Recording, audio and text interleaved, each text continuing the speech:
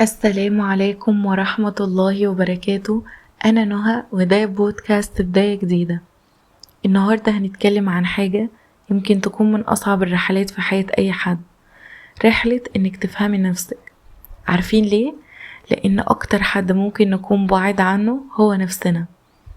أوقات بنقضي عمرنا كله بنسمع الناس، رأي ده وكلام المجتمع وضغط ده لحد ما صوتنا الداخلي بيختفي. ومع كل ده بننسى أهم نقطة، إن فهمك لنفسك هو بداية علاقتك الحقيقية بربنا. لما تقعدي مع نفسك وتسألي، هو أنا فعلا مبسوطة؟ أنا ماشية في طريق يرضي ربنا؟ أنا بعمل اللي يناسب قلبي وروحي؟ هنا ربنا بيبدأ ينور لك الطريق.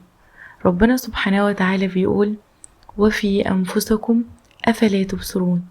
يعني الإجابة موجودة جواكي، بس محتاجة هدوء ومواجهة. إزاي تفهمي نفسك؟ اسألي نفسك كل يوم، ايه الحاجة اللي بتتوقعي لو عملتيها هتحس انك اقرب لربنا؟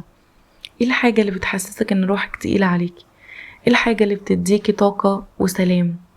الفهم مش بيجي في يوم ولا حتى اسبوع، ده مشوار طويل. في ايام هتحس انك فاهمة كل حاجة، وفي ايام هتحس انك تايهة، وده طبيعي، لان الانسان طول الوقت بيكبر وبيتعلم وبيتغير. بس الحقيقة انك لما ترجعي ربنا في كل خطوة، قوليله: يا رب عرفني عن نفسي وافتح لي بصيرتي. والله ربنا عمره ما بيخيب ظن حد رجع له من قلبه. لما تقربي من ربنا بتفهمي نفسك اكتر، بتشوفي قوتك وبتعرفي ضعفك، بتكتشفي الحاجات اللي محتاجة تتصلح، مش علشان تحاسبي نفسك، لأ، عشان ترحميها. اللي فات خليه درس مش ذنب، واللي جاي خليكي مستعدة له بإيمان أقوى وبقلب أنضف وبعقل فاهم نفسه كويس. في النهاية فهمك لنفسك مش رفاهية، دي عبادة وعلامة قرب بينك وبين ربنا، بس كل خطوة فيها تستاهل. أنا نهى وده كان بودكاست بداية جديدة.